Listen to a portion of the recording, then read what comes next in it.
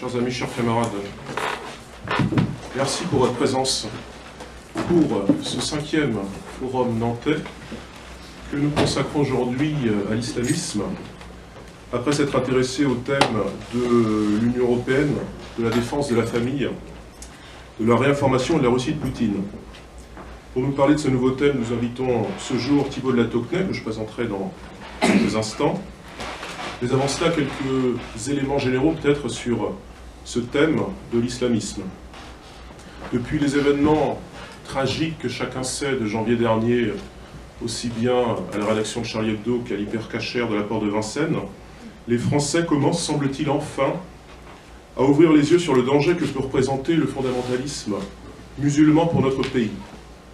Et là, c'est un peu tard et sans doute, c'est bien peu. Il est vrai que la plupart des grands médias ont fait tout le travail nécessaire pour présenter successivement les Kouachi, les Koulibaly et avant eux les Descartes, les Nemouche, les Mera, comme des terroristes sans identité propre, de simples déséquilibrés selon l'expression médiatique consacrée.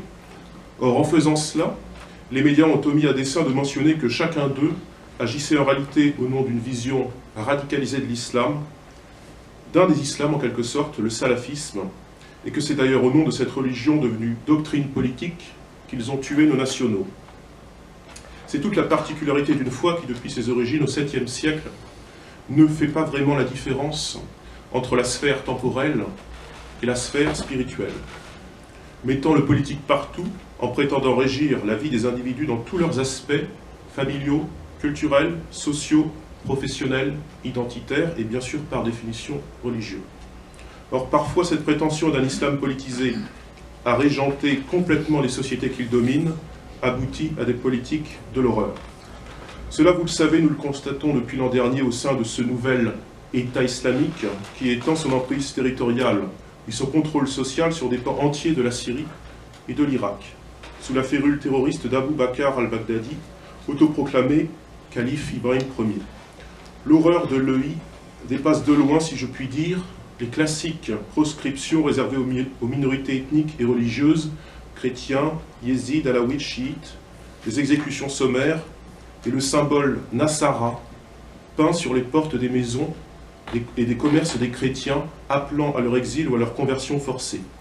Cette horreur va au-delà des manifestations classiques du joug politique des islamistes, comme nous pouvons par exemple l'observer en 2013-2014, lorsque l'Égypte s'est essayée en quelque sorte aux frères musulmans, sous le gouvernement de Mohamed Morsi, un joug dont elle est heureusement sortie avec le vigoureux coup de sang du maréchal al-Sisi, désormais au pouvoir.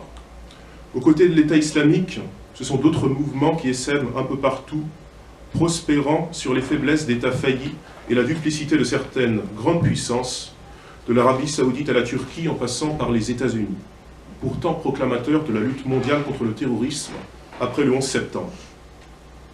Il y a de très nombreuses organisations en réalité. Al-Mourabitoun en Libye et en Algérie, Al-Shabaab en Somalie et au Kenya, ACMI au Maghreb, ACPA dans la péninsule arabique, AXI en Inde, Abdullah Azzam en Égypte, Boko Haram au Nigeria, Jabhat al-Nosra en Syrie, Moudjahou au Mali et au Niger, etc. L'une des novations de fond de cet islamisme, réaffirmée dans ses certitudes, c'est de s'attaquer toujours plus aux symboles pré-islamiques. Et cela, vous l'avez vu, parce que ces symboles mettent à mal son autorité, ont été détruites, par exemple, il y a quelques semaines, les cités antiques de Nimrod et de Palmyre.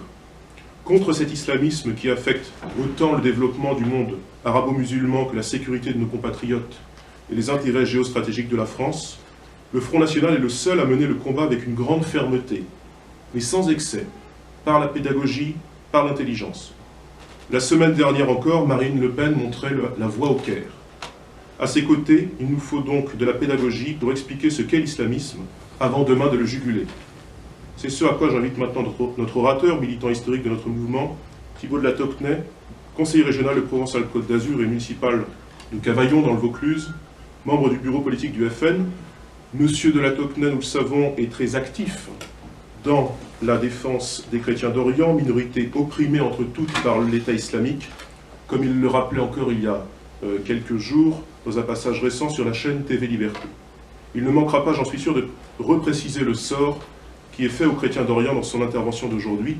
Aussi, je vous invite à l'écouter avec grande attention.